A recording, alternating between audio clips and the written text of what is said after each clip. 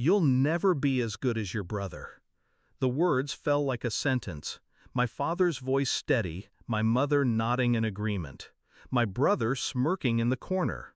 I stood up, calm. "Then tell him to pay all the bills. I'm not sending money anymore." That was when my mother's face twisted in confusion.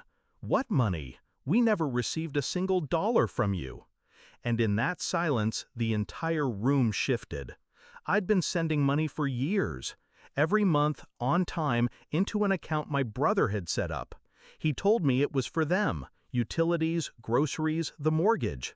I believed him, because that's what they always told me growing up.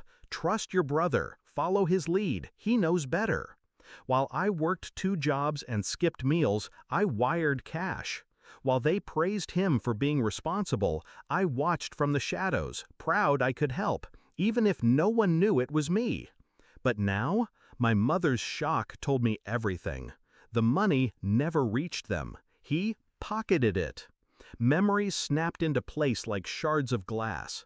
The new car he bought secondhand, the expensive watch he wore on discount, the sudden vacations he claimed were gifts from friends, and the way they defended him even when he failed at everything. Because behind the scenes, he made sure I looked like the selfish one. He wasn't just stealing my money, he was stealing my place in their eyes. I didn't argue that night, didn't reveal the transfers, didn't shout about betrayal. I just smiled and said, "You'll see soon enough." Because rage is loud, but revenge is quiet. The first step was proof. I pulled every receipt, every transfer, every message. I built a file thicker than a dictionary, time-stamped and undeniable. The second step was silence. I stopped sending the money, completely. Not a cent moved from my account. At first, nothing happened. My parents assumed I was sulking. My brother walked taller, as if cutting me down gave him inches. Then the cracks began. Late-night calls from my mother asking why the utilities hadn't been paid. My father's voice sharp with frustration, "We almost lost the house insurance this month." I told them calmly, but I thought my brother was handling everything. "You always said he was the responsible one." Every word was a knife wrapped in velvet. By the 3rd month, the lights in their house went dark. By the 4th, the bank began calling. I showed up one evening, dressed sharp, expression calm. They were sitting in the dark living room, bills scattered like battlefield debris. I set the folder down on the table. "Every transfer, every dollar, every lie he told you." My brother's face drained. My mother picked up a page, her hands trembling. My father read line after line, his jaw locking tighter with each one. When my father finally spoke, it wasn't to me, it was to him. "You stole from us, from your own family."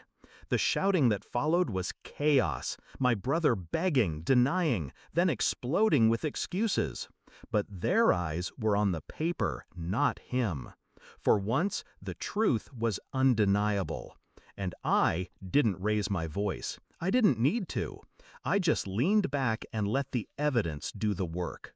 When the dust settled, I stood. "You compared me to him my whole life, said I'd never measure up.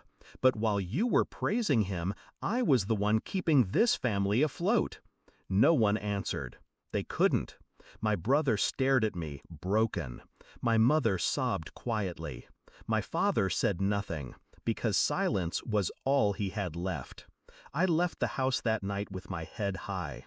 Not because they apologized, they didn't. Not because they begged, they wouldn't. But because the truth had finally spoken louder than their favoritism. They wanted me to compete with my brother.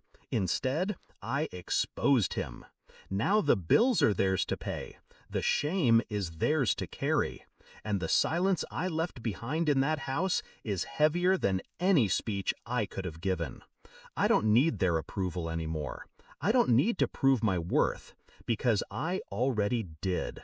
And when they chose him over me, they chose to live with the consequences.